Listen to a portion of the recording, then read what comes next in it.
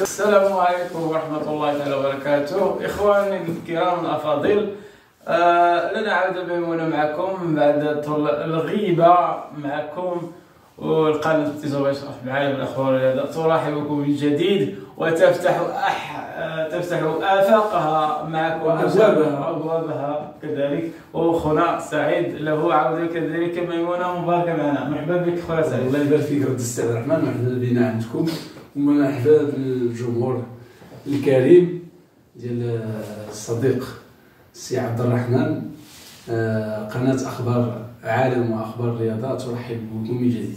غنبداو الفيديو ديالنا بالتحية للمغاربة كاملين فيما كانوا داخل الوطن خارج الوطن من طنجة للقويرة. خوتنا الجزائر خاوة وما كاينة عداوة. واحد الانترفونسيون دارتو فاتي جمالي اول البارح مع حكيم زياش اللاعب المنتخب الوطني المغربي غالاتا سراي التركي.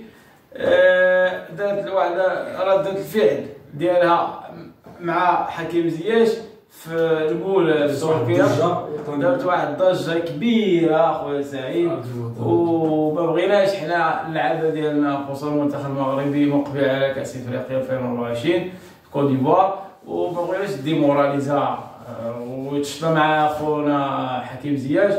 ودارت لي واحد الدخله صراحه ماشي تالهي، دارت لي ديك هاي وهي لابسه نظاظر ودايره المكياج، وربما هو ما عرفش كاع شنو هي، واش فاتي دابا واش مغربيه واش هكا. حنا عارفين خويا سعيد صراحه هو حكيم زياش واسره محافظه متدين وداخل سوق راسو مزاجي، سيد واصل في الميدان الكروي. همزه وصل همزه القطع ماشي مشكل، واصل ولا ما واصلش المهم حكيم زياش كيبقى لاعب كبير في المنتخب الوطني المغربي، سواء كان تشيلسي ولا كيفاش كان في دابا في غالاتا سراي، كيقدم دابا في اوج عطاء ان شاء الله الحمد لله. وما بغيناش ديموراليزي مع هذا الانترفونسيون اللي درت مع حاتي جمالي صراحه. حاتي خمالي لا، حنا ما نطعنوش في حد، ولكن داكشي اللي دارت فاتي جمالي مع حكيم زياش ما خاصوش يدار.